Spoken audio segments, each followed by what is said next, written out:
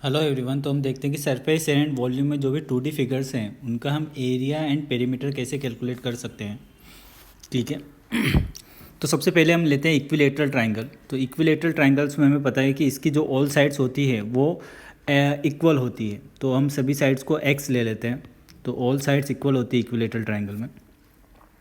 तो इसका एरिया जो होगा इक्विलेटरल ट्राइंगल का वो हो जाएगा √3/4 into side square. Area of equilateral triangle हो जाएगा।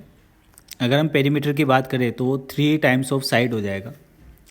इक्विलेटरल ट्राइंगल में एक कॉन्सेप्ट और निकल के आता है कि हाइट ऑफ इक्विलेटरल ट्राइंगल। अगर हमें हाइट ऑफ इक्विलेटरल ट्राइंगल निकालना है तो उसका डायरेक्ट आप फॉर्मूला याद रख सकते हो। हाइट ऑफ इक्विलेटरल ट्राइंगल हो जाएगा √3/2 इंटू साइड। ये आपका क्या आ जाएगा, हाइट ऑफ इक्विलेटरल ट्राइंगल आ जाएगा।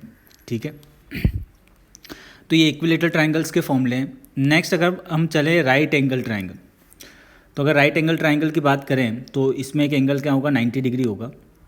हम बेस को बी ले लेते हैं और हाइट को क्या ले लेते हैं, एच ले लेते हैं। तो area of right angle triangle आपका हो जाएगा half base into height. Half base into height जो ये फॉर्मूला है ये राइट एंगल ट्राइंगल्स के लिए एरिया कैलकुलेट करने के लिए हम यूज़ करेंगे। नेक्स्ट फिगर अगर हम चले तो रेक्टेंगल।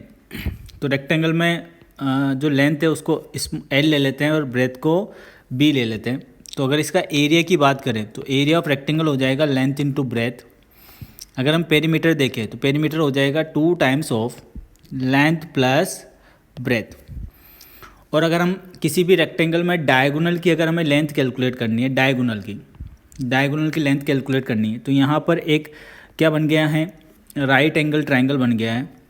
तो अगर हम पाइथागोरस थ्योरम लगाएं तो d² इक्वल टू क्या होगा, l² प्लस b² हो जाएगा। d² equal to l² plus b²। तो d इक्वल टू हो जाएगा √l² प्लस b²। यह क्या आ जाएगा, आपका लेंथ ऑफ डायगोनल आ जाएगा।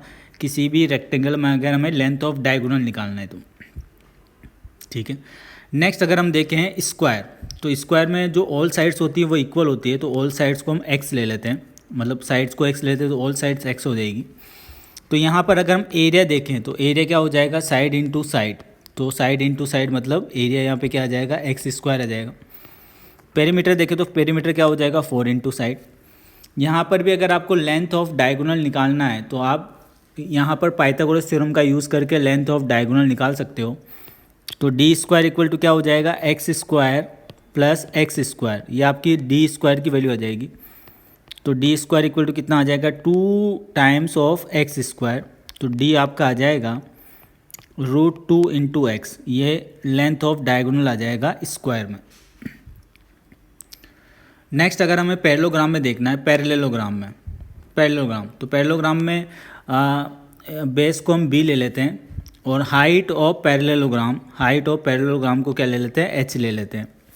तो अगर आप देखो एरिया ऑफ पैरेललोग्राम, तो एरिया ऑफ पैरेललोग्राम हो जाएगा बेस इंटू हाइट।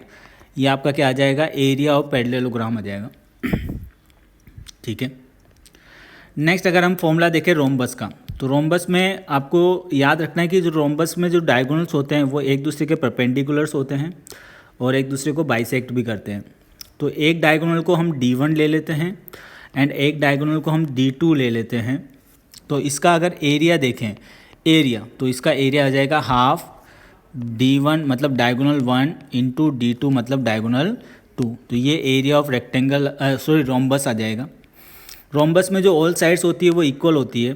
तो अगर इसके पेरीमीटर देखें, पेरीमीटर ऑफ रोम्बस तो हो जाएगा 4 इंटू साइड। ठीक है। नेक्स्ट अगर हम देखें सर्कल एंड सेमी सर्कल में एरिया एंड पेरीमीटर के क्या फॉर्मूले होते हैं। तो अगर सर्कल की रेडियस को मैं स्मॉल r लूँ, ठीक, तो सर्कल का एरिया ऑफ सर्कल होता है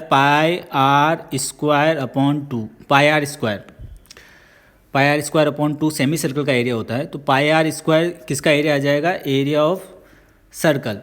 और अगर आप पेरीमीटर की बात करें तो पेरीमीटर कितना हो जाएगा, 2πr इसका पेरीमीटर हो जाएगा। अगर हम सेमी सर्कल की बात करें तो यहाँ पर भी रेडियस अगर हमने स्मॉल r लिया सेमी सर्कल, तो semi circle area of semi circle क्या हो जाएगा, एरिया ऑफ सेमी सर्कल हो जाएगा πr² अपॉन 2। और अगर आप पेरीमीटर देखो तो पेरीमीटर हो जाएगा πr प्लस 2r। देखो यहाँ से यहाँ तक का जो पेरीमीटर है, यहाँ से यहाँ तक का पेरीमीटर, वो आपके पास आ जाएगा पाई आर, और बेस आपका क्या है r plus r. R plus r कितना हो जाएगा 2r। तो पेरीमीटर ऑफ सेमी सर्कल क्या हो जाएगा पाई आर प्लस 2r हो जाएगा। ठीक है।